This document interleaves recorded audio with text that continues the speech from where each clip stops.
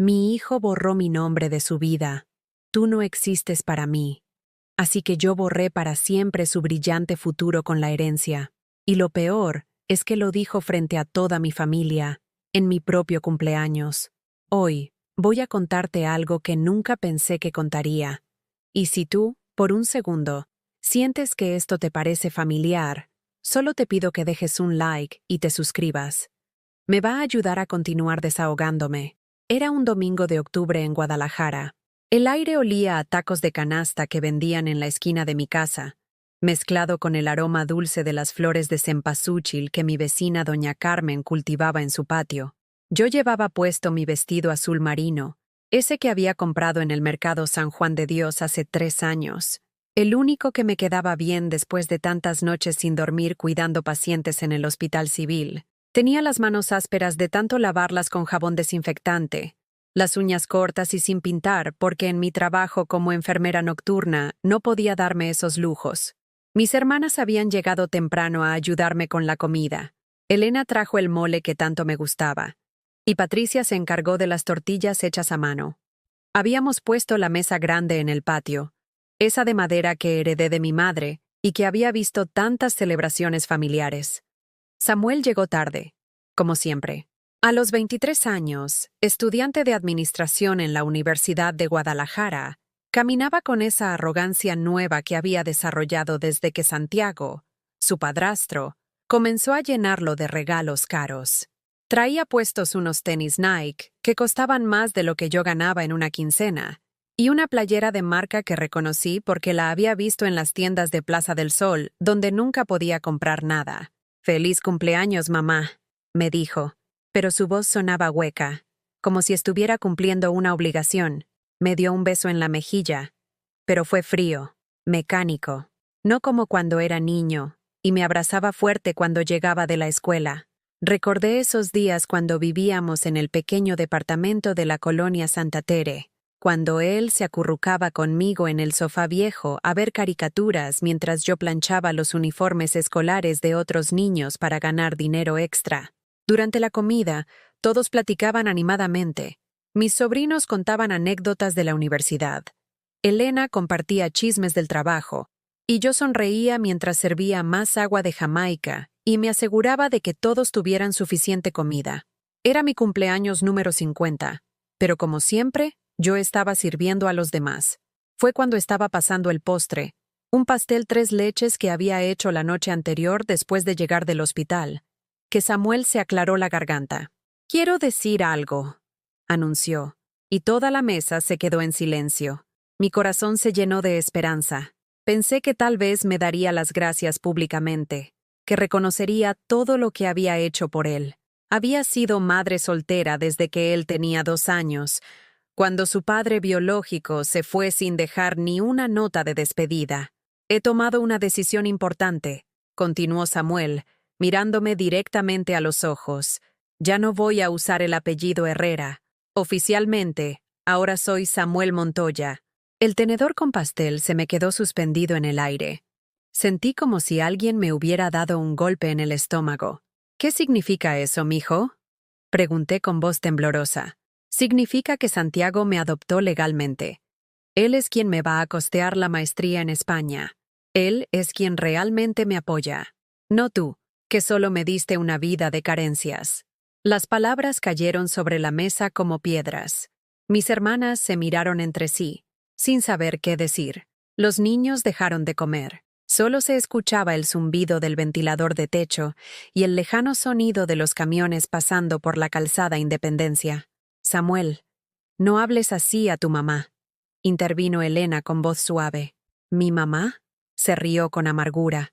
«Mi mamá es la que me crió en la pobreza, la que me hacía sentir avergonzado cuando mis compañeros de la escuela venían a casa y veían nuestra sala descolorida y nuestra televisión vieja, la que nunca pudo darme lo que merecía. Cada palabra era como una navaja». Recordé todas esas noches cuando llegaba del hospital a las 6 de la mañana, después de trabajar 12 horas seguidas, y aún tenía que preparar su desayuno y planchar su uniforme. Recordé cuando vendí mis aretes de oro, los únicos que tenía, para comprarle la calculadora científica que necesitaba para sus clases de matemáticas. «Mijo, todo lo que hice fue por ti», murmuré, sintiendo que se me quebraba la voz. «¿Por mí?». Se levantó de la silla bruscamente. ¿Vivir en ese departamento diminuto era por mí? ¿Comprarme ropa en el tianguis era por mí? ¿Nunca tener dinero para ir de vacaciones era por mí? Santiago, que había estado callado hasta ese momento, sonrió con satisfacción. Era un hombre de 55 años, dueño de una ferretería próspera en el centro de Guadalajara. Había llegado a nuestras vidas hace 3 años, cortejándome con flores y palabras dulces. Al principio parecía genuinamente interesado en mí, pero pronto me di cuenta de que su verdadero proyecto era ganarse a Samuel. «El muchacho tiene razón, Esperanza», dijo Santiago con su voz grave. «A veces el amor no basta. Los jóvenes necesitan oportunidades reales». Sentí que el mundo se me venía encima. Ahí estaba mi hijo, el niño que había llevado en brazos durante tantas noches cuando tenía fiebre, el que había aprendido a caminar aferrado a mis manos, el que me había llamado la mejor mamá del mundo cuando ganó el primer lugar en la escuela primaria. «No necesito tu apellido, no necesito nada de ti», continuó Samuel con una frialdad que nunca le había conocido. «Tú ya no existes para mí». Esas palabras se clavaron en mi pecho como dagas. «Tú ya no existes para mí», pronunciadas por el ser humano por el que había dado toda mi vida, por el que había renunciado a mis sueños de estudiar medicina, por el que había trabajado en turnos de noche durante 20 años, por el que había comido frijoles y tortillas para que él pudiera tener carne en su plato. Mis hermanas me miraban con compasión. Patricia tenía lágrimas en los ojos. Los sobrinos habían bajado la cabeza, incómodos. El silencio era pesado, doloroso. Me levanté lentamente de la mesa, con la dignidad intacta a pesar de sentir que me desmoronaba por dentro. Caminé hacia mi recámara con pasos firmes, aunque las piernas me temblaban. Cerré la puerta tras de mí y me senté en la cama que había comprado de segunda mano cuando Samuel tenía 12 años. En la mesita de noche estaba la foto de su graduación de preparatoria, donde sonreía orgulloso con su toga y birrete. Yo estaba a su lado, radiante de felicidad. Esa noche había llorado de alegría pensando en todo lo que habíamos logrado juntos, en cómo habíamos salido adelante contra todos los pronósticos. Ahora, mirando esa misma foto, solo podía pensar en una cosa: si yo ya no existía para él, entonces su futuro tampoco tendría por qué existir para mí. Esa noche no pude dormir. Me quedé despierta recordando cada sacrificio que había hecho por Samuel durante 21 años. Cada recuerdo era como una herida que se abría de nuevo, pero esta vez con una claridad dolorosa que antes no había querido ver. Recordé cuando tenía 3 años y se enfermó de neumonía. Yo trabajaba el turno de noche en el hospital, pero falté una semana entera para cuidarlo. Mi supervisora, la señora Remedios, me amenazó con correrme. «Si no vienes mañana, no regreses nunca», me dijo. Pero yo no podía dejarlo. Samuel tenía fiebre alta y me llamaba mami, con su vocecita ronca. Me quedé con él. Perdí una quincena completa de sueldo. Y tuvimos que pedir dinero prestado a mi hermana Elena para pagar las medicinas. Cuando Samuel se recuperó, ni siquiera me preguntó por qué no había trabajado. Para él era natural que yo estuviera ahí. Siempre. Recordé también cuando cumplió 15 años y todos sus amigos de la preparatoria hicieron fiestas grandes en salones de eventos. Samuel llegó triste a casa, porque él era el único que no había tenido celebración. Esa noche conté el dinero que tenía ahorrado en una lata de café escondida en mi closet. Eran 2,000 pesos que había juntado peso por peso durante 6 meses para arreglar las goteras del techo. «Mijo, vamos a hacer tu fiesta», le dije. Alquilamos el patio de la vecina. Compré una torta en la panadería de don Aurelio. Contraté un pequeño grupo de mariachis que tocaba en las cantinas de la zona. La fiesta fue modesta, pero Samuel sonrió como no lo había visto sonreír en meses. Sus amigos vinieron, bailaron, comieron. Al final de la noche, Samuel me abrazó fuerte y me dijo: «Gracias, mamá. Eres la mejor». Las goteras siguieron goteando 2 años más hasta que pude ahorrar otra vez. Pero lo que más me dolía recordar era el día que decidí no estudiar medicina. Samuel tenía 5 años. Acababa de entrar al jardín de niños, y yo había logrado ahorrar lo suficiente para pagar la inscripción en la facultad. Era mi sueño desde niña, ser doctora. Había estudiado tanto para el examen de admisión, me había desvelado durante meses repasando biología y química. El día de la inscripción, Samuel amaneció con varicela. Tenía el cuerpecito lleno de ronchitas y lloraba porque le daban comezón. No podía llevarlo al jardín, y no tenía con quién dejarlo. Mis hermanas trabajaban, mi mamá ya había muerto, y pagar una niñera era imposible. Me quedé en casa cuidándolo. Perdí la inscripción. Perdí la colegiatura que había ahorrado durante 2 años trabajando de mesera los fines de semana después del hospital. Perdí mi sueño. En su lugar, estudié enfermería nocturna para poder trabajar de día y cuidarlo en las tardes. Me costó 4 años terminar la carrera, estudiando con libros prestados y llevando a Samuel a clases cuando no tenía con quién dejarlo. Samuel nunca supo que por cuidarlo esa semana de varicela, yo dejé de ser doctora para convertirme en enfermera. También recordé la vez que se fracturó el brazo jugando fútbol en la escuela secundaria. Eran las 6 de la tarde cuando me llamaron de la escuela. Yo acababa de entrar a mi turno en el hospital, pero salí corriendo. Lo llevé a urgencias del hospital civil, donde trabajaba. Los doctores me conocían, me tenían respeto, pero aún así tuvimos que esperar 4 horas porque no teníamos seguro médico privado.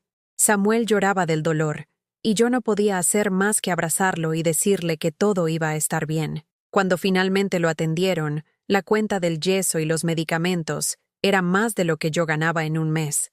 Pedí un préstamo a mi jefa. Firmé un pagaré que tardé 8 meses en liquidar. Durante esas 8 semanas que Samuel tuvo el yeso, yo lo llevaba todas las mañanas a la escuela en camión porque no podía cargar su mochila. Lo recogía a las 2. Lo ayudaba con las tareas con mi mano izquierda porque mi derecha estaba lastimada de tanto cargarlo. Le daba de comer en la boca porque él no podía usar los cubiertos bien. Cuando le quitaron el yeso y pudo volver a jugar fútbol, no me dio las gracias. Solo salió corriendo al patio a jugar con sus amigos. Para él, nuevamente, era natural que yo hubiera estado ahí. Pero había algo más que me atormentaba esa noche sin sueño. Algo que había descubierto por casualidad hace 2 meses y que había tratado de ignorar, de justificar, de olvidar. Había encontrado unos mensajes en el teléfono de Santiago. Él lo había dejado olvidado en mi casa después de una cena, y cuando le marqué para avisarle, vi las notificaciones en la pantalla. No quise leer, pero una frase me llamó la atención. Ya casi tengo controlado al muchacho. La vieja no se da cuenta de nada. Era un chat con su hermano Roberto. Curiosa y con el corazón latiéndome fuerte, seguí leyendo. Santiago escribía: «El plan está funcionando. Samuel ya me ve como su verdadero padre. En unos meses va a pedirme que me case con Esperanza. Y entonces tendré acceso legal a todo lo que ella ha ahorrado para él. Después del matrimonio, convenzo al muchacho de que se vaya a estudiar a Europa. Ella va a querer financiar todo. Y cuando esté bien lejos, me divorcio y me quedo con la mitad de sus bienes». Roberto respondía: «¿Y si ella no acepta casarse? Ya verás. Voy a hacer que Samuel la presione. Él va a decirle que es lo mejor para la familia. Estas mujeres solteras siempre caen. Están desesperadas por tener un hombre que las complete». Siguieron conversando sobre mis ahorros, sobre la casa que había heredado de mi madre, sobre el fondo educativo que había creado para Samuel con mi trabajo de tantos años. Santiago sabía exactamente cuánto dinero tenía, cuánto valía la casa, cuánto había en la cuenta de ahorro para la educación de Samuel. Él había calculado todo, y Samuel era su cómplice. Esa noche, sentada en mi cama viendo la foto de la graduación, entendí algo que me partió el alma. Mi hijo no me había rechazado en un momento de enojo. No había sido una reacción emocional de un joven impulsivo. Había sido parte de un plan para humillarme, para dejarme claro que yo ya no tenía valor en su vida, que Santiago era superior a mí en todos los sentidos. Tomé la foto de la graduación entre mis manos. La cristal estaba empañado por mis lágrimas, pero pude ver claramente nuestras sonrisas de esa noche. Qué ingenua había sido, qué ciega. Con cuidado, saqué la foto del marco y la guardé en el cajón de la mesita. Pero el marco, Ese marco dorado que había comprado en el mercado de artesanías para celebrar su logro, lo puse boca abajo. Era un gesto pequeño, insignificante, pero para mí, significaba que algo había cambiado para siempre. Los días siguientes fueron una tortura silenciosa. Samuel no volvió a casa después de esa cena de cumpleaños. Se había ido a vivir con Santiago a su casa en la colonia Providencia, una zona residencial donde las casas tenían jardines grandes y cocheras para 2 autos. Yo sabía porque Elena me había contado que los había visto juntos en Plaza Patria, comprando ropa cara en las tiendas departamentales. «Se ve muy contento el muchacho», me dijo Elena con cuidado, tratando de no lastimarme más. Traía una chamarra de cuero que debe haber costado una fortuna. Esa chamarra que yo nunca había podido comprarle. Durante años, Samuel había usado las chamarras de segunda mano que encontraba en el tianguis de los martes, o las que me regalaban las familias de algunos pacientes agradecidos del hospital. Ahora tenía cuero genuino, zapatos italianos, relojes de marca, todo lo que yo nunca pude darle. En el hospital, mis compañeras me preguntaban por Samuel. La doctora Aguirre, que lo había visto crecer desde que yo empecé a trabajar ahí, me decía: «¿Y cómo va tu muchacho con los estudios? Ya debe estar por graduarse, ¿verdad?». Yo sonreía y cambiaba el tema. No sabía cómo explicar que mi hijo me había borrado de su vida, que después de 21 años de sacrificios, él había decidido que yo era una carga, un estorbo, un pasado vergonzoso que quería olvidar. Pero lo que más me dolía eran las noches. Llegaba a casa después del turno, a las 6 de la mañana, y la casa estaba demasiado silenciosa. No había tenis sucios en la entrada, no había platos en el fregadero, no había música saliendo de su cuarto, solo vacío. Vacío en el refrigerador donde antes guardaba sus yogures favoritos. Vacío en el perchero donde colgaba sus uniformes de la universidad. Vacío en mi corazón. Una semana después del incidente, mientras barría el patio trasero donde solíamos desayunar juntos los domingos, encontré algo que me partió el alma. Una carta que había escrito Samuel cuando tenía 8 años. La encontré debajo de una maceta vieja, amarillenta por el tiempo y la humedad. La carta decía con su letra de niño: «Querida mami, gracias por ser la mejor mamá del mundo. Cuando sea grande, te voy a comprar una casa muy bonita y te voy a llevar a conocer el mar. Te amo mucho. Tu hijo que te adora, Samuel». La carta tenía un dibujo de los dos tomados de la mano, parados frente a una casa grande con flores en el jardín. Él me había dibujado con un vestido bonito y zapatos de tacón, y a él mismo con un traje como el de los doctores. Leí esa carta 5 veces antes de que las lágrimas me impidieran seguir leyendo. ¿En qué momento perdí a ese niño? ¿Cuándo se convirtió en el joven cruel que me había destrozado frente a toda la familia? 2 semanas después, recibí una llamada que terminó de destruir lo poco que quedaba de mi esperanza. Era Lupita, la señora que limpia las oficinas en la universidad donde estudia Samuel. Ella y yo nos conocíamos porque su hijo había estado hospitalizado en mi área y yo la había ayudado con los trámites del seguro social. «Señora Esperanza, discúlpeme que la moleste», me dijo con voz preocupada. «Es sobre su hijo Samuel. ¿Qué pasa con él?», pregunté, sintiendo que el corazón se me aceleraba. «Pues, ayer estaba limpiando la oficina del coordinador académico y escuché una conversación. Su hijo estaba pidiendo que cambiaran todos sus documentos. Ya no quiere que aparezca usted como su madre en los registros escolares». Las palabras de Lupita cayeron sobre mí como piedras. «¿Cómo que no quiere que aparezca como su madre?». «Sí, señora. Le dijo al coordinador que había sido adoptado oficialmente por el señor Santiago Montoya y que ya no tenía ninguna relación con usted. Pidió que borraran su nombre de todos lados, de los documentos de inscripción, del contacto de emergencia, de la información financiera, todo». «¿Y qué le dijeron?». Pues el coordinador le explicó que algunos cambios necesitaban su autorización como madre biológica, pero Samuel se puso muy molesto. Dijo que usted ya había firmado todos los papeles necesarios y que no la volvieran a contactar para nada. Colgué el teléfono con las manos temblando. Samuel no solo me había rechazado emocionalmente, sino que estaba borrando sistemáticamente cualquier rastro de nuestra relación, como si yo nunca hubiera existido en su vida. como si 21 años de amor, sacrificio y dedicación fueran solo un mal recuerdo que había que eliminar. Esa tarde, decidí hacer algo que nunca había hecho. Fui a buscarlo a la universidad. Lo encontré saliendo de su clase de finanzas corporativas, rodeado de compañeros que reían de algún chiste que había contado. Llevaba puesta una camisa de marca, pantalones de mezclilla que costaban más que mi salario semanal, y unos lentes de sol caros.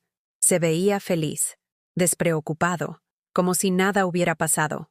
Cuando me vio caminando hacia él, su expresión cambió completamente. La sonrisa se le borró del rostro, y vi algo que nunca había visto en sus ojos. Vergüenza. No vergüenza por lo que me había hecho, sino vergüenza de que sus amigos me vieran. «¿Qué haces aquí?», me preguntó en voz baja, mirando nervioso a sus compañeros. «Necesitamos hablar, Samuel». «No tengo nada que hablar contigo», respondió, pero su voz tembló un poco. «Soy tu madre. Siempre seré tu madre, aunque tú hayas decidido olvidarlo». Uno de sus amigos, un muchacho güero con aspecto de venir de familia adinerada, se acercó curioso. «¿Todo bien, Sam?», le preguntó mirándome de arriba abajo con desdén. «Sí, todo perfecto», respondió Samuel rápidamente. Esta señora se confundió de persona. Esta señora. No mi mamá. No una conocida. No alguien de mi familia. Esta señora. Como si fuera una extraña que lo había abordado en la calle. Sus amigos se rieron y siguieron caminando. Samuel iba a seguirlos, pero yo lo detuve tomándolo del brazo. «Samuel, por favor. Solo 5 minutos. Suéltame», me dijo, zafándose bruscamente. «No quiero que me vean contigo. ¿No entiendes? Ya no eres parte de mi vida. Ya no existes para mí». Ahí estaba otra vez esa frase maldita. «Ya no existes para mí. ¿Por qué me odias tanto?», le pregunté, sintiendo que la voz se me quebraba. «¿Qué te hice para que me trates así?». Samuel me miró con una frialdad que me heló la sangre. «¿Qué me hiciste? Me diste una vida mediocre. Me criaste en la pobreza. Me hiciste sentir menos que mis compañeros. Me avergonzaste durante años con tu trabajo de enfermera nocturna, con nuestra casa humilde, con tu falta de educación». Cada palabra era como una bofetada. «Samuel, todo lo que hice fue por amor. Tu amor me limitó. Santiago me ha enseñado lo que es vivir realmente, lo que es tener oportunidades, contactos, un futuro brillante. Contigo solo tenía un techo y comida básica. Con él tengo un destino». Se dio la vuelta para irse, pero antes de alejarse completamente, añadió sin voltear a verme.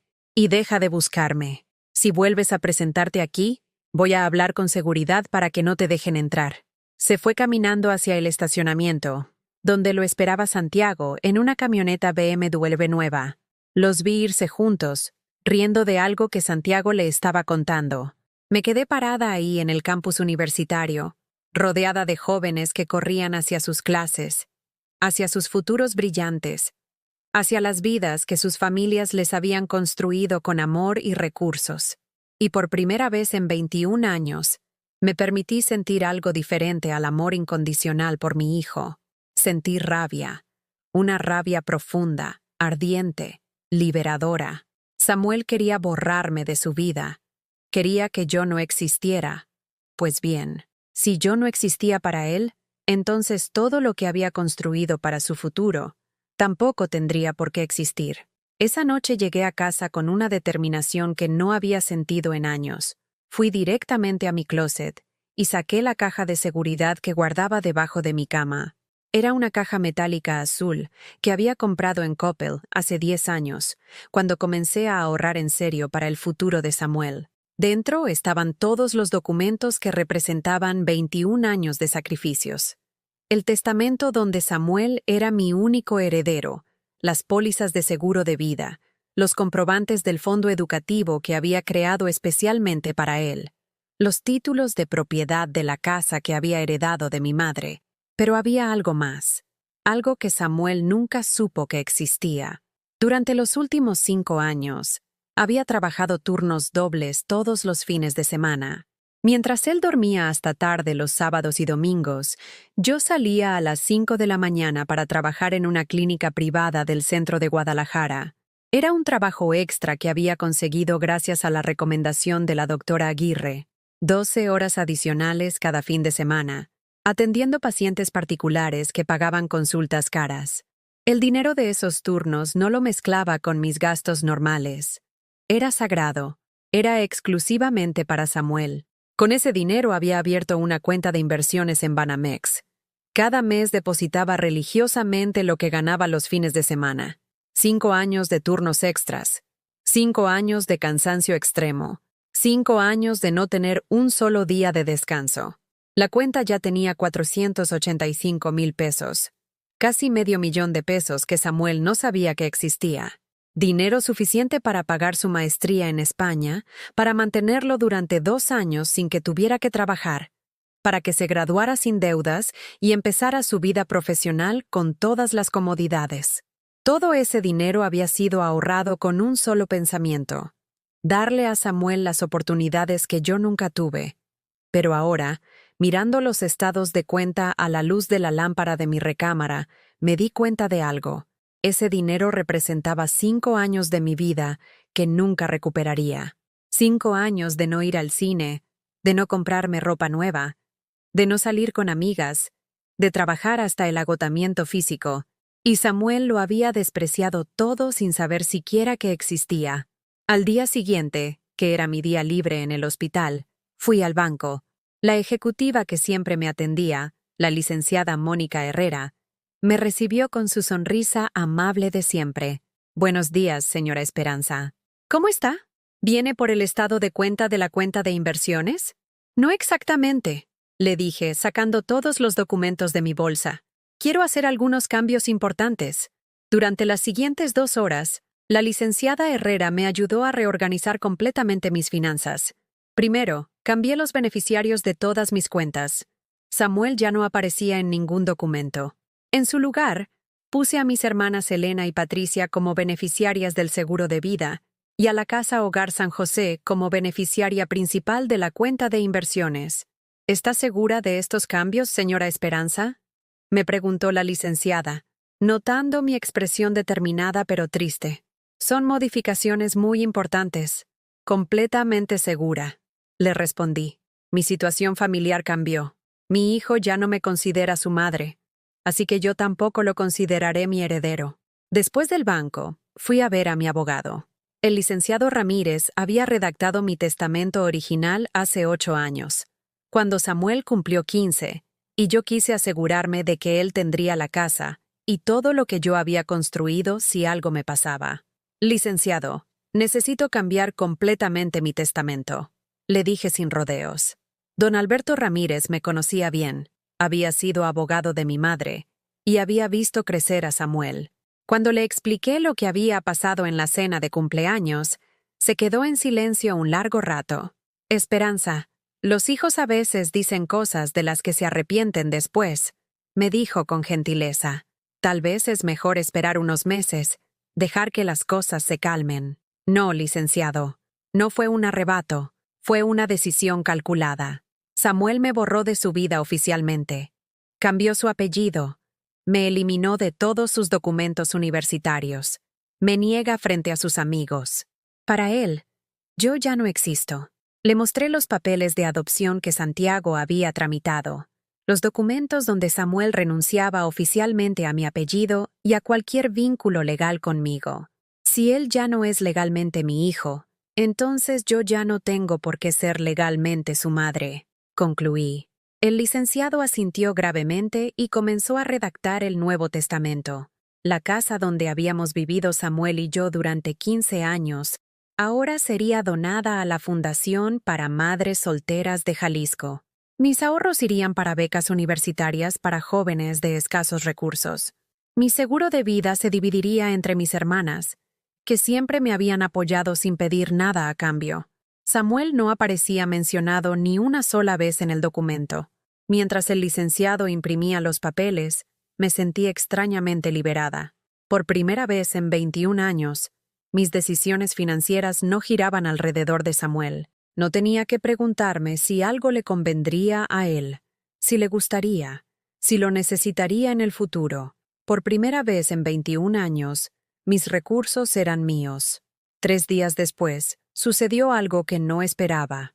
Estaba llegando a casa después del turno de noche, cuando vi a Samuel parado frente a mi puerta. Se veía nervioso, inquieto, muy diferente al joven arrogante que había encontrado en la universidad. «Necesitamos hablar», me dijo cuando me bajé del autobús. «Yo pensé que ya no existía para ti», le respondí, buscando las llaves en mi bolsa sin mirarlo. «Mamá, por favor, es importante». Hacía semanas que no me decía «mamá». A pesar de todo lo que había pasado, esa palabra todavía me hizo sentir un dolor en el pecho. Abrí la puerta y él me siguió adentro. Se sentó en la sala, en el mismo sillón donde solía hacer su tarea cuando era niño. Pero ahora se veía pequeño, vulnerable, muy lejos del joven seguro de sí mismo que me había humillado frente a toda la familia. «¿Qué pasa, Samuel?», le pregunté, manteniéndome de pie. «Santiago me dijo algo ayer que me tiene muy preocupado», comenzó, jugando nerviosamente con sus manos. «Me dijo que él había visto documentos donde tú tienes ahorrado mucho dinero para mí, para mis estudios». Ahí estaba, la verdadera razón de su visita. «¿Documentos?», pregunté, haciéndome la inocente. «Sí, mamá. Santiago dice que tú tienes como $500,000 guardado en el banco, que es para mi maestría en España». ¿Y por qué Santiago sabría algo así? Samuel se puso más nervioso. «Pues él tiene contactos en los bancos, gente que le debe favores. Pudo revisar tus cuentas». Sentí una rabia fría subiéndome por el pecho. Santiago no solo había manipulado a mi hijo, sino que había violado mi privacidad financiera. Había investigado mis cuentas bancarias sin mi consentimiento. «¿Y qué quieres que haga con esa información, Samuel?» «Pues necesito que firmes los papeles para que yo pueda acceder a ese dinero. Santiago ya habló con la universidad en España. Puedo empezar el próximo semestre, pero necesito el dinero ya». «¿Santiago ya habló con la universidad?» «Sí, él tiene todo planeado. Dice que con ese dinero tuyo, más lo que él va a aportar, puedo estudiar 2 años allá sin preocupaciones». Me quedé mirándolo en silencio. Mi hijo había venido a mi casa no para pedirme perdón, no para reconocer el daño que me había hecho, no para decirme que me extrañaba.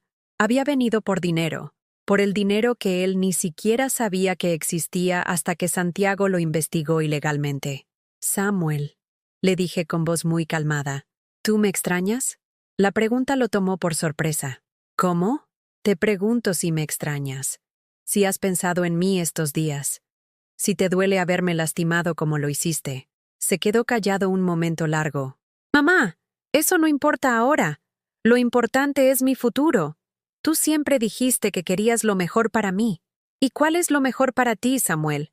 ¿Estudiar en España con dinero que no sabías que existía? ¿O pedirme perdón por haberme humillado frente a toda la familia?» «Las dos cosas», respondió rápidamente. «Pero primero necesito los papeles del banco. Primero el dinero. Después, tal vez, una disculpa». Esa fue la respuesta que terminó de liberarme de cualquier duda que pudiera haber tenido. «Samuel», le dije caminando hacia la puerta, «ese dinero ya no existe». «¿Cómo que no existe?». «Lo doné. Todo. Hasta el último peso». Vi cómo su cara se transformaba de confusión a pánico. «¿Donaste $500,000? ¿Estás loca?». «Lo doné a jóvenes que sí valoran los sacrificios de sus madres, a muchachos que no les da vergüenza el trabajo honesto de sus familias, a estudiantes que no borran a sus padres de sus vidas cuando aparece alguien con más dinero». Samuel se puso de pie bruscamente. «¡No tenías derecho! Ese dinero era para mí». «¿Era tuyo? ¿Según quién? Tú mismo dijiste que ya no soy tu madre, que ya no existo para ti. Si no soy tu madre, entonces no tengo ninguna obligación de darte nada. Esto no se va a quedar así», gritó, caminando hacia la puerta. «Santiago tiene abogados. Te vamos a demandar». «Demándame entonces», le dije, abriendo la puerta. «Pero recuerda que para demandarme como tu hijo, primero tendrías que reconocerme como tu madre. Y eso es algo que ya dijiste que nunca volverías a hacer». Samuel salió dando un portazo que hizo temblar toda la casa. Pero por primera vez en semanas, yo me sentí en paz. Había tomado la primera decisión que era completamente mía en 21 años. Los días siguientes fueron una tormenta. Santiago y Samuel no perdieron tiempo en cumplir sus amenazas. A las 2 semanas de nuestra conversación, recibí una citación legal. Me demandaban por despojo de patrimonio familiar y administración fraudulenta de recursos destinados a un menor de edad. El problema con su demanda era técnico pero fatal. Samuel ya no era legalmente mi hijo, y yo ya no tenía ninguna obligación legal hacia él. El mismo cambio de apellido que él había celebrado como su liberación, ahora se convertía en el obstáculo que hacía imposible reclamar el dinero que había ahorrado para él.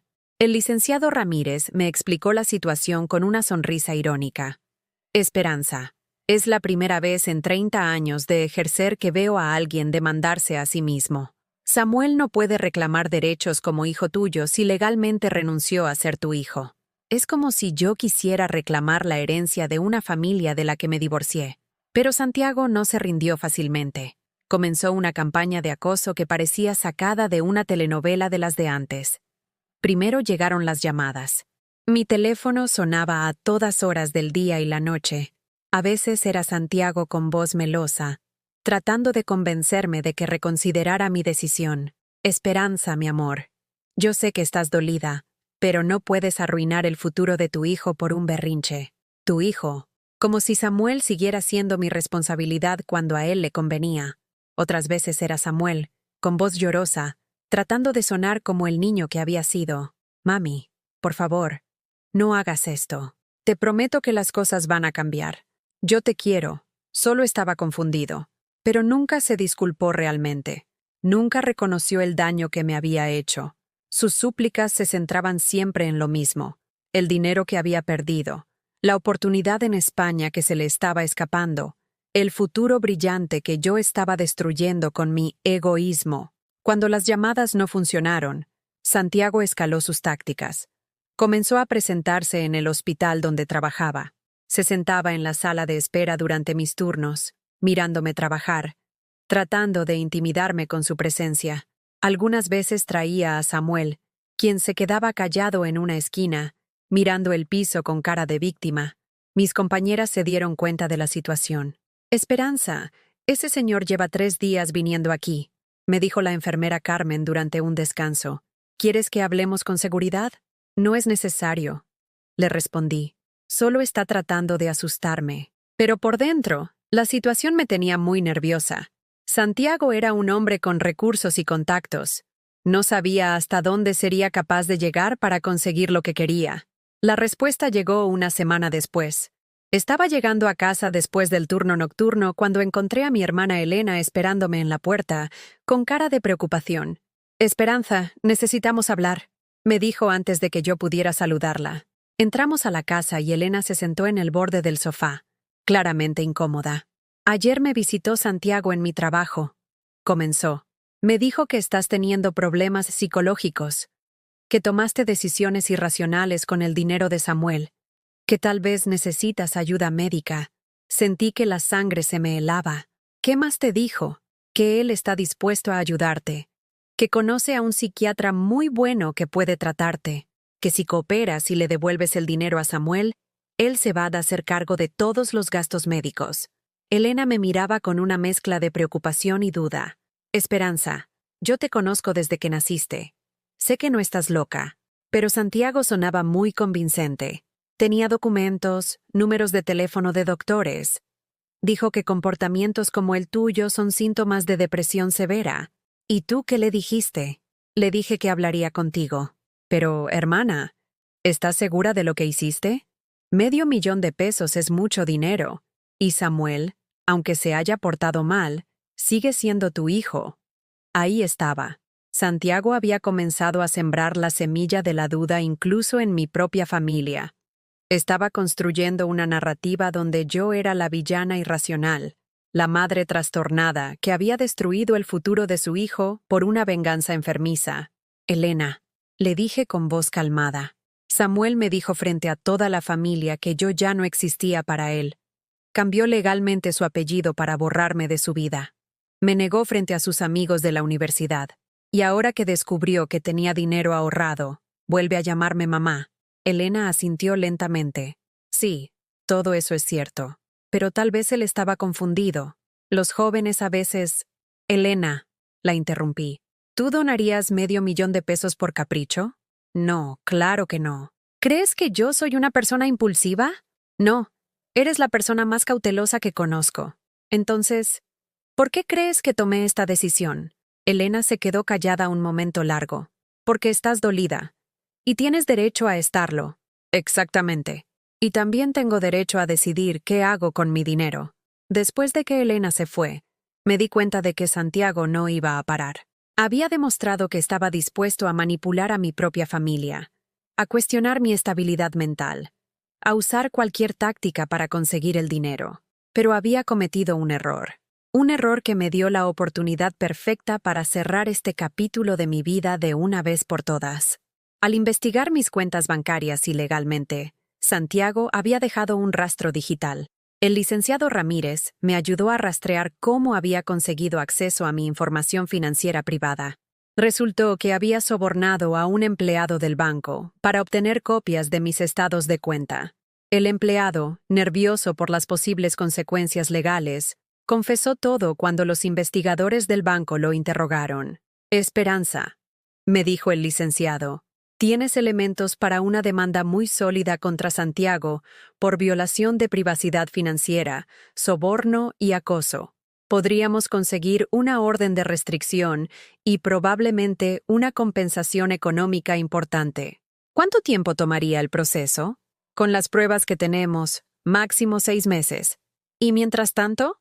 Santiago tendría prohibido contactarte o acercarse a ti. Si viola la orden, va directo a la cárcel. Esa noche tomé otra decisión importante. No iba a pasar los próximos meses de mi vida lidiando con abogados, juzgados y la toxicidad que Santiago y Samuel habían traído a mi mundo. Iba a hacer algo que nunca había hecho en mi vida adulta. Iba a pensar en mí. Al día siguiente, solicité una licencia sin goce de sueldo en el hospital. Tenía ahorros suficientes para vivir 6 meses sin trabajar.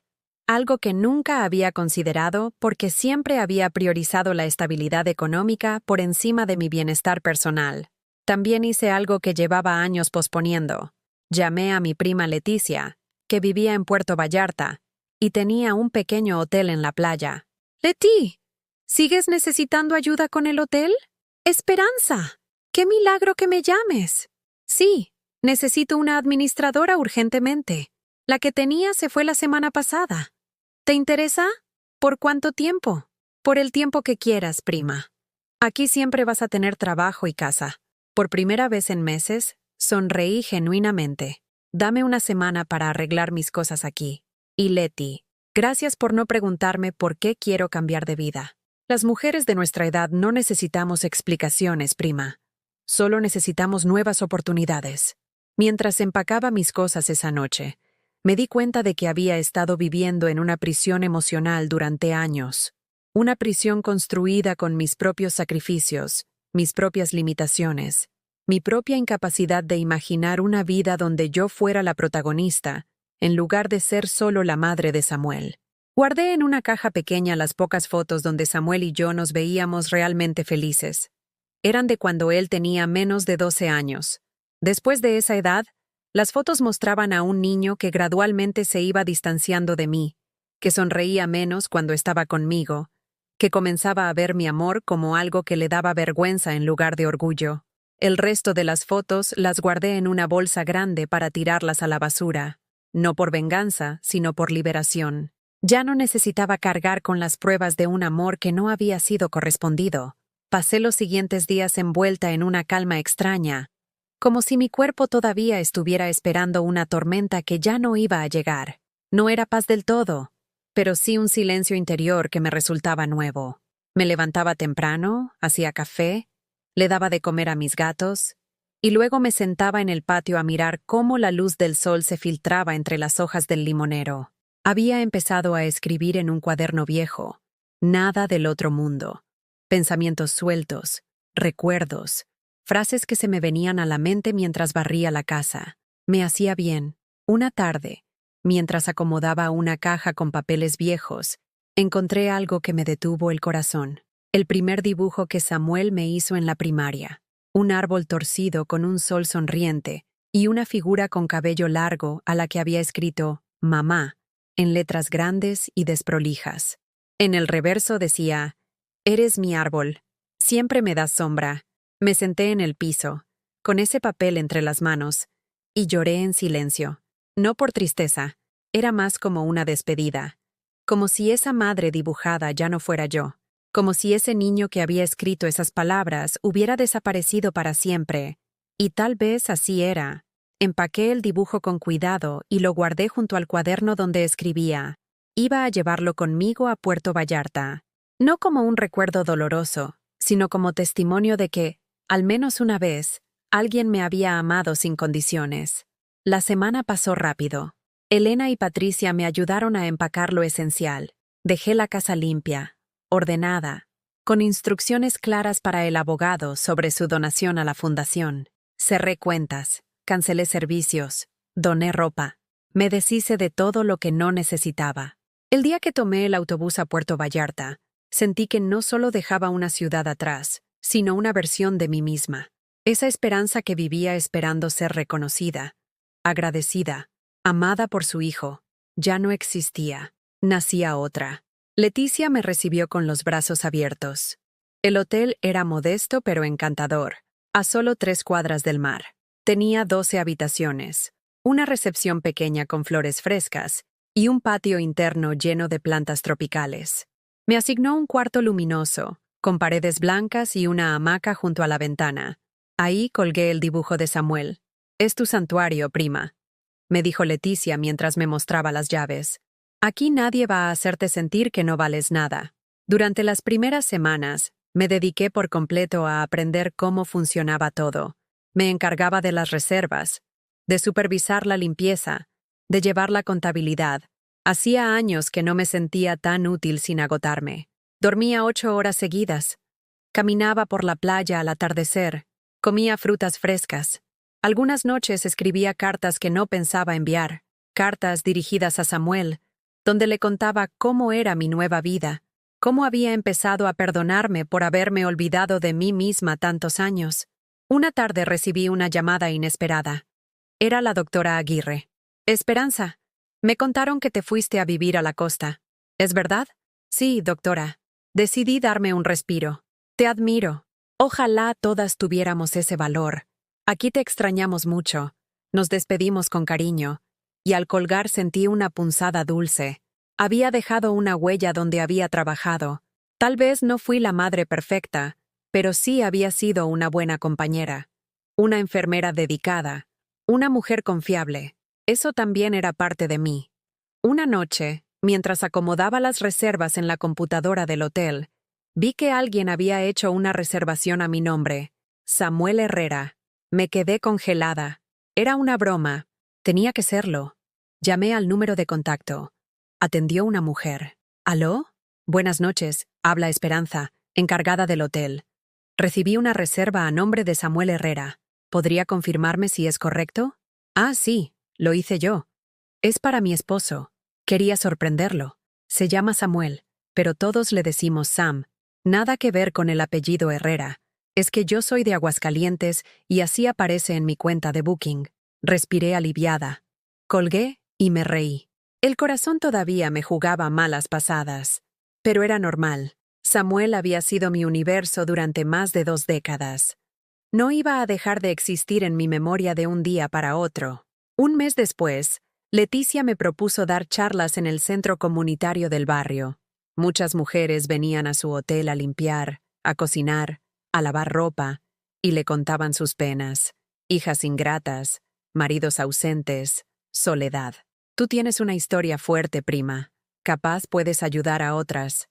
Al principio dudé. ¿Quién era yo para aconsejar a alguien? Pero un martes me animé. Me senté con 10 mujeres en un círculo, con jugo de tamarindo y pan de elote en el centro, y les conté mi historia. Sin detalles innecesarios, sin victimismo, solo la verdad. Una mujer lloró, otra me abrazó, una tercera dijo: «Me pasó igual, pero nunca tuve el valor de cortar con mi hija». Fue como abrir una puerta que todas llevaban cerrada con candado. A partir de ese día, hicimos encuentros semanales. Poco a poco, mi rabia fue cediendo su lugar a algo más valioso: claridad. Entendí que no se trataba de olvidar lo que me hicieron, sino de dejar de cargarlo. No podía cambiar lo que Samuel había hecho, pero sí podía cambiar lo que yo hacía con eso. Una mañana encontré una nota bajo la puerta del hotel. No tenía remitente. Decía solo: no puedo dormir desde que te vi llorar en la universidad. Lo siento. Sé que no basta. Pero tenía que decírtelo. Era su letra. Inconfundible. No respondí. No porque no me importara, sino porque no era una carta para mí. Era para su propia conciencia. Un acto de redención que debía hacer sin esperar aplausos. Lo que él no sabía era que yo ya había comenzado mi propia redención.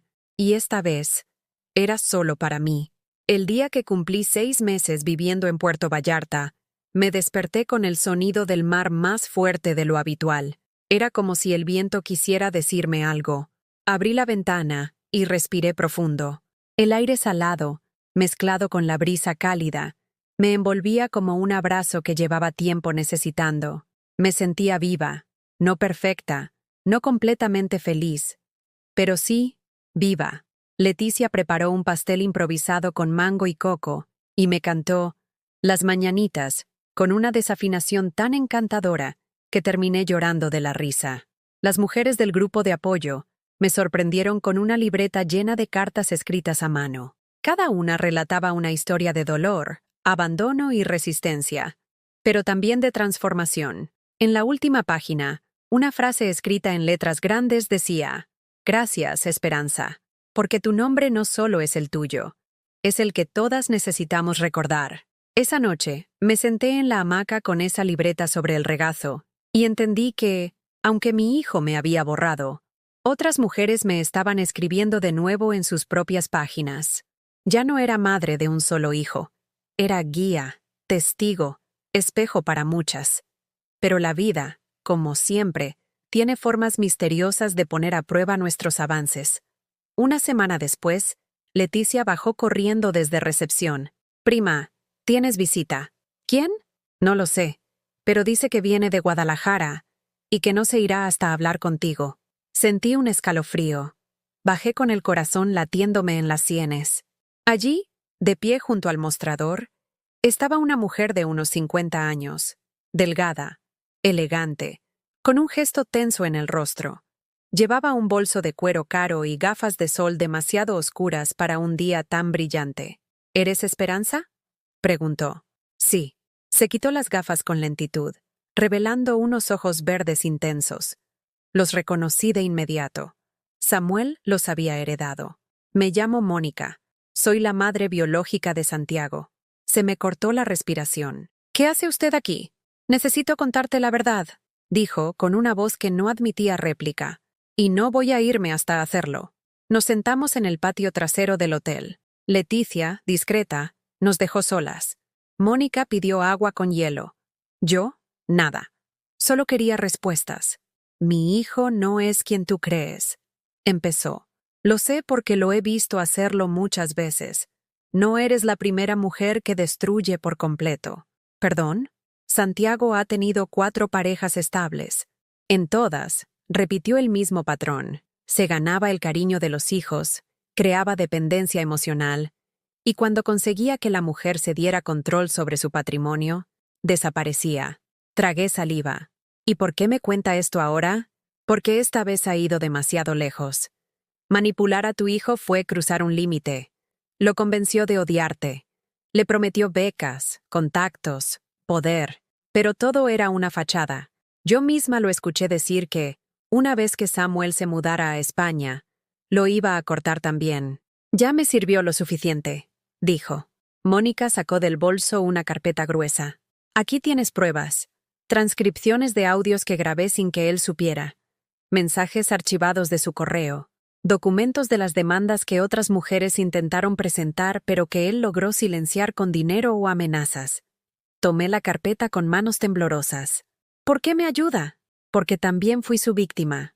Porque un día supe que ya no podía seguir protegiéndolo solo porque era mi hijo. Porque me cansé de ver mujeres fuertes como tú destruidas por su ambición. Esa noche no dormí. Leí cada documento, cada mensaje, cada línea. Era como ver la historia de mi propia caída repetida en otras voces. Una mujer había perdido su casa. Otra, sus ahorros de jubilación. Otra más, a su hijo, que terminó en un hospital psiquiátrico tras ser manipulado durante años. Y en medio de todo eso, estaba Samuel, mi hijo. ¿Hasta dónde había sido víctima? ¿Y hasta dónde cómplice? A la mañana siguiente, tomé una decisión. Me presenté en una oficina jurídica de Puerto Vallarta para pedir asesoramiento. No quería venganza. Quería protección. De mí misma, del pasado, de todo lo que pudiera volver a atraparme. Con la ayuda de Mónica, que firmó como testigo, presenté una denuncia formal contra Santiago por fraude, manipulación emocional e intento de acceso indebido a cuentas privadas. El licenciado a cargo me miró con asombro. Señora, esto no es común. ¿Está segura? No estoy segura de nada, respondí. Pero ya no voy a vivir con miedo. Mónica regresó a Guadalajara, pero antes de irse me dejó una carta. En ella, me pedía que, algún día, le contara a Samuel la verdad, no para justificar a Santiago, sino para liberarlo del peso de haber creído en una mentira. Tu hijo necesita encontrar su propio arrepentimiento, me dijo, pero para eso tiene que conocer toda la verdad. Y entonces, días después, llegó otra carta, esta vez, de puño y letra de Samuel. Mamá, no sé cómo empezar esto. No sé si tengo derecho a llamarte así, pero es la única palabra que me sale cuando pienso en ti. Mónica vino a verme. Me contó todo. Me mostró todo. Me siento como un tonto, como un traidor, como un niño que, por querer tener un juguete nuevo, tiró a la basura el único tesoro verdadero que tenía.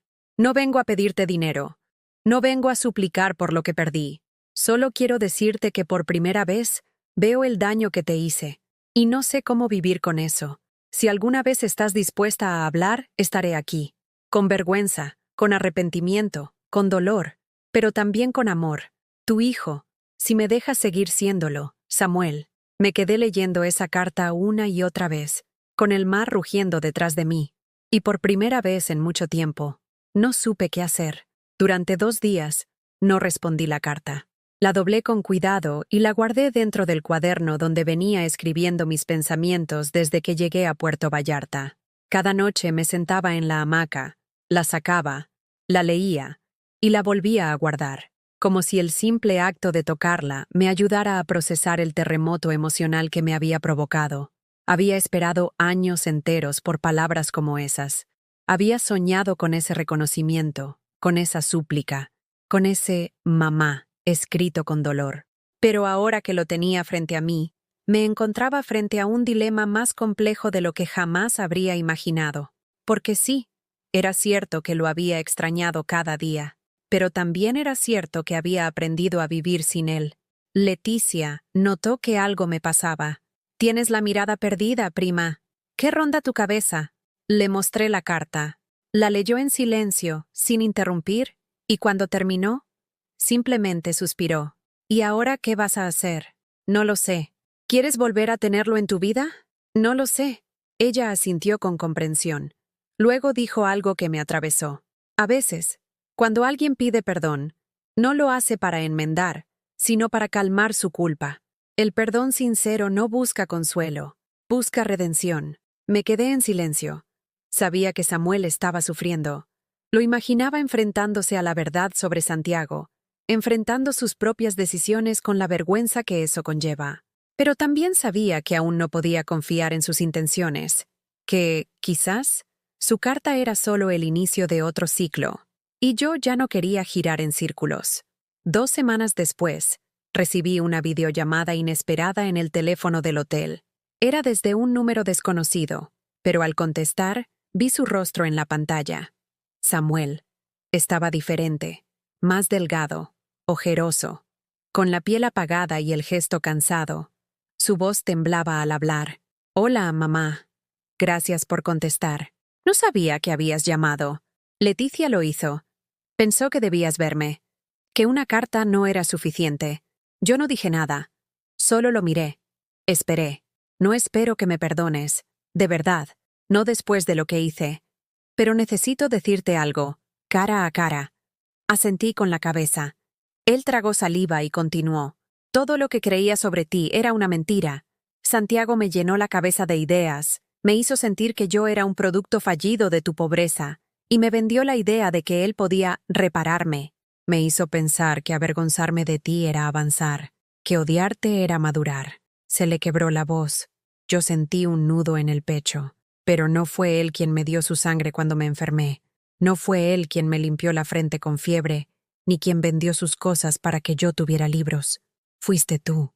Y lo peor es que yo lo sabía. Lo sabía, mamá. Solo que me dolía admitirlo, porque reconocerte significaba aceptar mi ingratitud. Respiró hondo. Leí tu testamento. Mónica me lo mostró. Me mostró todo. Y no tengo palabras para pedirte que me perdones, porque no lo merezco. Pero si alguna vez, algún día, quisieras que te vuelva a llamar mamá, aunque sea una sola vez, te juro que voy a pasarme la vida entera tratando de estar a la altura de ese privilegio. Cortó la llamada antes de que pudiera responder. Esa noche no pude dormir. Me debatía entre el dolor antiguo y el posible futuro, entre el instinto de protegerme y el anhelo de sentirme madre de nuevo. Y entonces, como un hilo de luz en medio de la oscuridad, recordé algo. Una tarde lluviosa en Guadalajara. Samuel tenía 6 años. Estaba enfermo, acurrucado en mi cama, temblando con fiebre. Le había leído cuentos, le había puesto paños fríos, pero no dejaba de llorar. Hasta que, agotada, me acosté a su lado. Lo abracé por la espalda y le dije bajito: no tienes que hacer nada, solo respira. Estoy aquí, siempre voy a estar aquí. Y él, medio dormido, murmuró: aunque me porte mal, ¿vas a seguir siendo mi mamá? Siempre, mi amor. Siempre. No supe si era la nostalgia, la compasión o una fuerza más profunda que venía desde la médula de mi maternidad, pero al amanecer, tomé el cuaderno, arranqué una hoja y escribí con mano firme: Samuel, no puedo prometer que todo volverá a ser como antes.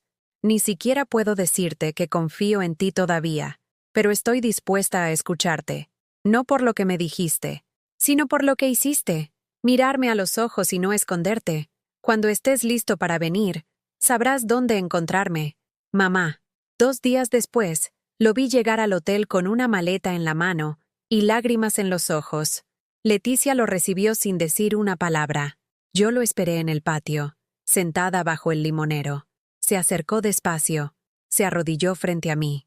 No dijo nada, solo apoyó la cabeza en mis rodillas. Y lloró. Y esta vez, no lloré por mí, lloré por él, por el niño que había sido, por el joven que se perdió, y por el hombre que, tal vez, estaba empezando a encontrarse. Samuel se quedó en el hotel durante 3 días. No pidió habitación, no exigió comodidades, no levantó la voz ni una sola vez. Solo ayudaba en silencio, sacaba la basura, limpiaba mesas, preguntaba a las señoras si necesitaban algo más con el desayuno. Parecía otro. O tal vez, por primera vez, estaba siendo él mismo. Yo lo observaba de lejos. No quería apresurarme. Había aprendido a no correr detrás de las promesas repentinas. Había aprendido, también, que el amor no se recupera con palabras bonitas, sino con actos consistentes. Leticia se acercó una tarde mientras yo ordenaba las toallas en la recepción. Prima, ¿vas a dejarlo quedarse? No lo sé. Estoy viéndolo. Se ve arrepentido. Como si llevara mucho peso encima. Sí, pero el arrepentimiento no es suficiente. Tiene que soltar ese peso. Y cargar el mío un rato también. Leticia asintió. Me entendía sin necesidad de más palabras. El tercer día, Samuel se sentó conmigo bajo el limonero.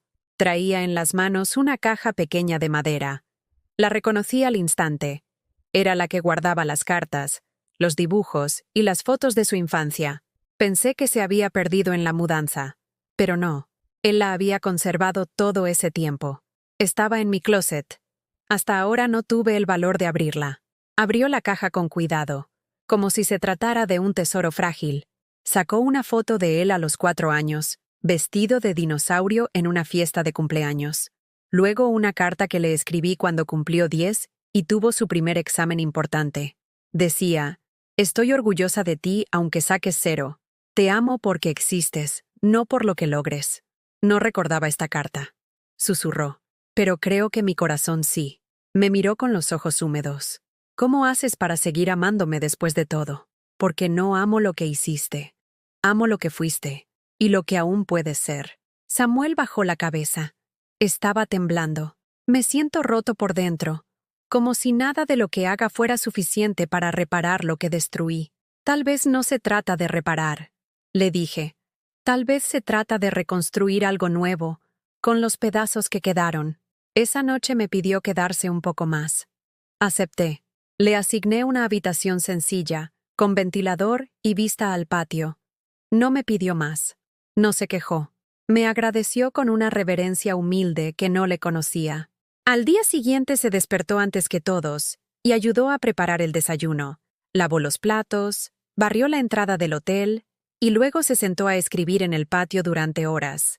No sé qué escribía, pero lo hacía con una intensidad que no había visto en él desde niño. Las mujeres del grupo de apoyo lo miraban con curiosidad. ¿Ese es tu hijo, Esperanza?, preguntó Ana, una de las más jóvenes. Se ve cambiado. Lo está intentando. Dije simplemente. Una noche, lo invité a caminar por la playa. La luna estaba llena y el mar se veía plateado. Caminamos en silencio durante un buen rato. Él fue quien rompió el silencio. A veces sueño con papá, con el verdadero, el que me abandonó. Asentí. Había evitado ese tema por años, como si nombrarlo fuera despertar un monstruo dormido. En mis sueños, continuó, él me dice que hice bien en alejarme de ti, que los hombres no deben depender de sus madres, que tu amor me hacía débil. Lo miré con ternura, no con reproche. ¿Y tú qué le respondes? Nada. Solo lloro. Y me despierto empapado. Caminamos unos pasos más. No sabía que ese abandono me dolía tanto hasta que me di cuenta de que yo había hecho lo mismo contigo. Repetí su historia sin darme cuenta. Nos sentamos en la arena. ¿Y tú?, dijo mirándome. ¿Qué sueñas? Respiré hondo. Ya no sueño con el pasado, pero a veces me imagino el futuro. Me veo vieja, en una casa tranquila, cuidando mis plantas, leyendo, y alguien me visita. No sé si eres tú o algún otro joven, pero llega con un abrazo largo y me dice, «Gracias por no cerrarte». Samuel cerró los ojos y murmuró, «Quiero ser esa visita». Al día siguiente me pidió algo que me sorprendió. «Quiero trabajar aquí, de verdad. Ganar mi propio dinero. Empezar desde cero. ¿Estás seguro? No es fácil. Hay que madrugar. Hay que cargar cosas pesadas. Hay que lidiar con huéspedes difíciles. Prefiero eso a volver a una vida donde todo era mentira». Leticia y yo conversamos. Decidimos darle una oportunidad, pero como a cualquier otro empleado. Nada de tratos especiales. Samuel aceptó las condiciones sin dudar. Durante las semanas siguientes, demostró algo que nunca había visto en él: constancia. No solo llegaba temprano, sino que se quedaba más tarde. Aprendió a preparar habitaciones, a manejar la computadora de reservas, a doblar sábanas con precisión. Las señoras lo empezaron a respetar. Incluso Carmela, la más dura de todas, dijo un día, «Este muchacho tiene manos torpes pero corazón bueno. Se nota que ha vivido». Un viernes por la tarde, mientras limpiaba la bodega, Samuel me llamó. «Encontré esto», dijo mostrándome una caja olvidada. Dentro había fotos antiguas de mi juventud, una donde aparecía yo con bata blanca en el hospital, sonriendo junto a mis compañeras. Otra en la que sostenía a Samuel bebé, con el pelo alborotado y una sonrisa agotada. «¿Esta eras tú?», preguntó asombrado.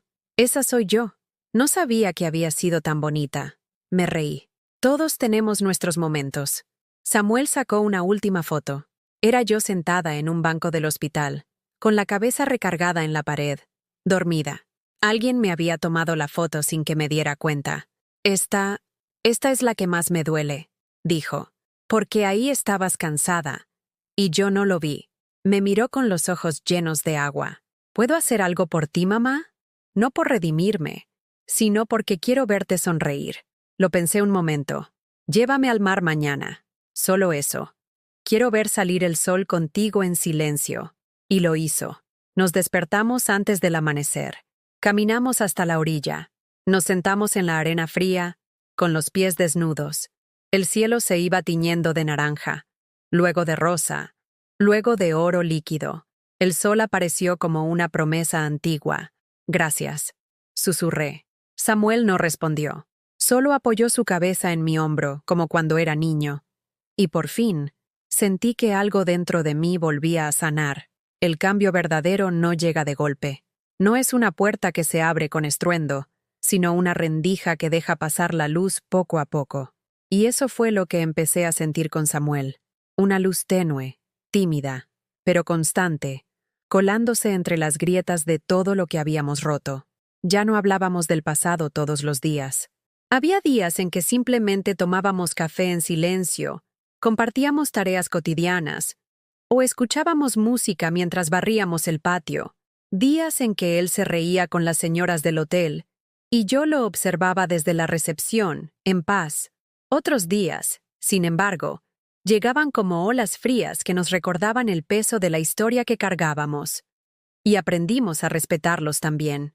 Una noche, después de cenar juntos, Samuel me pidió algo inesperado. ¿Puedo leer uno de los textos que has estado escribiendo? Me sorprendí. No sabía que él había notado que yo escribía en mi cuaderno cada noche. No están muy bien escritos, dije como excusa. No busco perfección, mamá. Solo quiero conocer lo que sentías. Cuando yo no estaba. Dudé un momento, pero luego fui a buscar el cuaderno. Se lo entregué abierto en una página donde había escrito algo que nunca pensé mostrarle. Se lo di en silencio y me senté frente a él. Samuel leyó. Sus ojos se movían rápido, pero su rostro iba cambiando con cada párrafo. Fruncía el ceño, se mordía el labio, tragaba saliva. Finalmente, cuando llegó al final, cerró el cuaderno con cuidado. ¿Esto lo escribiste después de que te negué frente a mis amigos? Asentí. ¿Y es cierto que pensaste en irte para siempre sin decirme nada? Sí. Pensé que no había nada más que decir. ¿Y por qué no lo hiciste? Porque antes de irme, decidí quedarme conmigo. Por primera vez en mucho tiempo, elegí no abandonarme. Samuel se quedó en silencio largo rato. ¿Tú sabes lo que es mirarte al espejo y no reconocerte? Dijo de pronto con voz baja. Porque eso fue lo que me pasó. Me vi repitiendo frases de Santiago. Me vi despreciándote con palabras que ni siquiera entendía. Me vi caminando sobre ti como si fueras una alfombra. Y no una mujer. Una madre. Una madre, sí, pero también una mujer. Una persona. Un ser humano que respiraba, que se cansaba, que sentía. Se levantó de la silla y comenzó a caminar por el patio, inquieto. Estuve meses convencido de que no tenía salvación, que lo había arruinado todo. Pero cuando Mónica me mostró lo que había hecho Santiago, me di cuenta de que no solo había destruido tu confianza, también había destrozado mi brújula moral. Se giró hacia mí. ¿Y si me vuelvo a equivocar? ¿Y si te fallo otra vez? Me puse de pie. Me acerqué a él y puse una mano en su pecho. Samuel, no estoy aquí para evitar que falles. Estoy aquí para recordarte que, incluso si fallas, puedes elegir no destruirte otra vez. Días después, Samuel recibió una llamada. Era de la universidad. Quieren saber si aún me interesa aplicar a la beca de movilidad. Dicen que todavía tengo oportunidad para el próximo ciclo. ¿Y qué vas a responder? Pregunté. No lo sé. Quiero hacerlo, pero no sé si estoy listo para alejarme otra vez. Tal vez esta vez no sería un alejamiento. Tal vez sería una partida sana, sin traición, sin rencores. ¿Tú crees que podría merecer esa oportunidad? No la mereces por lo que hiciste. La mereces por quien estás eligiendo ser ahora. Esa noche nos sentamos a hacer cuentas. Calculamos costos, tiempos, opciones de alojamiento. Samuel estaba entusiasmado, pero también temeroso. No quería volver a equivocarse. No quería perder lo que habíamos empezado a reconstruir. ¿Y si me voy y todo esto se rompe otra vez? Entonces nos escribimos. Nos llamamos. Y si hace falta, te espero. ¿De verdad me esperarías? Si lo haces con respeto, con gratitud, con humildad, lo haré. Antes de irse, Samuel organizó algo que me conmovió hasta el alma. Invitó a todas las mujeres del grupo de apoyo del hotel a una cena especial en el patio. Él cocinó, sirvió, decoró. Puso una mesa larga con manteles blancos, flores del jardín y velas recicladas. Al final de la noche, se levantó y habló. Quiero agradecerles, dijo con voz firme pero emocionada. No solo por cuidar este lugar, sino por cuidar a mi madre cuando yo la abandoné. Todas las mujeres se quedaron en silencio. Cuando ella más necesitaba amor, Fue con ustedes con quien lo encontró. Y eso no tiene precio. Gracias por no dejarla sola. Se giró hacia mí. Y gracias, mamá, por no cerrar la puerta con llave cuando volví. Yo no pude contener las lágrimas. Y supe que ninguna de esas mujeres tampoco. El día de su partida llegó. Nos abrazamos fuerte en la entrada del hotel. ¿Llevas el cuaderno?, le pregunté. Sí, voy a seguir escribiendo allá. Quiero dejar de hablar solo de lo que perdí y empezar a escribir sobre lo que aprendí. Eso se llama madurar. ¿Y tú qué vas a escribir ahora? Sonreí. Sobre mujeres que renacen cuando el mundo cree que ya están acabadas. Nos abrazamos una vez más. Larga, profunda, verdadera. Y entonces lo vi irse. Esta vez no como alguien que huía, sino como alguien que había aprendido a regresar. Esa noche, en la soledad luminosa de mi cuarto, abrí una nueva página del cuaderno. Escribí: hoy no siento tristeza, siento dignidad, siento alivio, siento que, aunque no todo está resuelto, hay algo en mí que volvió a respirar, y por primera vez, no tengo miedo del mañana, porque ahora sé que incluso si me vuelven a romper, sabré cómo volver a reconstruirme. Han pasado 5 meses desde que Samuel partió rumbo a España. Al principio, me escribía todos los días. Pequeños mensajes con fotos de su cuarto, de sus clases, del cielo nublado sobre Madrid. Luego, los mensajes se volvieron semanales. Después, quincenales. Ahora, si me escribe una vez al mes, me siento afortunada, pero no me duele. No porque ya no lo quiera, sino porque ya no lo necesito para existir. He aprendido a quererlo sin desaparecerme, a recordarlo sin anularme, a perdonarlo sin volver a convertirme en sombra. He aprendido a vivir sin tener que demostrar, sin tener que justificarme, sin esperar nada a cambio. Y eso es libertad. El hotel sigue funcionando. Leticia dice que nunca habíamos tenido una temporada tan buena. Las habitaciones están siempre ocupadas. El patio siempre tiene música de fondo, y las mujeres del grupo ahora cocinan juntas los domingos. Hicimos un recetario entre todas, y lo vamos a vender para apoyar becas de niñas de bajos recursos. Lo llamamos De nuestras manos a tu alma. Una tarde cualquiera, mientras regaba las plantas, encontré algo bajo el limonero. Era una pequeña caja envuelta con hilo rojo. La abrí con cuidado. Dentro había una carta. Mamá, hoy no te escribo desde la culpa, sino desde el amor. Caminé por calles antiguas, visité museos, conocí personas sabias, pero ninguna voz me ha guiado más que la tuya en mi memoria. Cada vez que dudo, recuerdo tus palabras. Cada vez que me siento solo, escucho tu risa entre los platos del desayuno. Cada vez que veo mi reflejo, busco en mis ojos un poco de tu fortaleza. Estoy aprendiendo, no rápido, no sin errores, pero aprendiendo. Y si algún día la vida me bendice con un hijo, quiero que me vea como yo debería haberte visto a ti desde el principio. Gracias por haber sido madre cuando yo no supe ser hijo. Gracias por renacer sin necesidad de que yo volviera. Gracias por seguir siendo tú, incluso cuando yo ya no estaba. Con amor y con respeto. Tu hijo, Samuel. Leí esa carta sentada bajo el mismo árbol donde lloré tantas veces. Pero esta vez no lloré de tristeza. Lloré de emoción, de paz, de verdad, porque entendí finalmente lo que nunca había querido aceptar. No vine al mundo solo a ser madre. Vine al mundo a ser mujer, ser fuerza, ser voz, ser raíz, ser esperanza. Muchas veces nos hacen creer que el amor incondicional es aguantarse todo, tragar dolor, justificar ofensas, esperar eternamente que el otro cambie. Nos enseñan que ser madre es borrarse por los hijos, pero nadie nos dice que también es válido elegirnos, decidir parar y reconstruirnos.